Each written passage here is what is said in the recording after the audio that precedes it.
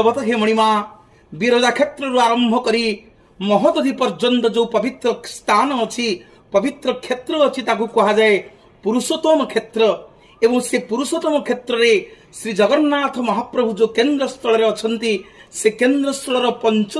कोशव्यापी अंचल को श्रीक्षेत्र नीलाद्र शंख मध्य शंख क्षेत्र जहाँ केवल देखापी एक दक्षिणावर्त शंख भली जो महाप्रभुंकर पवित्र श्रीक्षेत्र को शंख क्षेत्र बोली कहा जाए एवं जो पवित्र स्थान रे महाप्रभुंकर कार्य केबेले शंख व्यवहार करा जाए नहीं। शंख गोटे जीव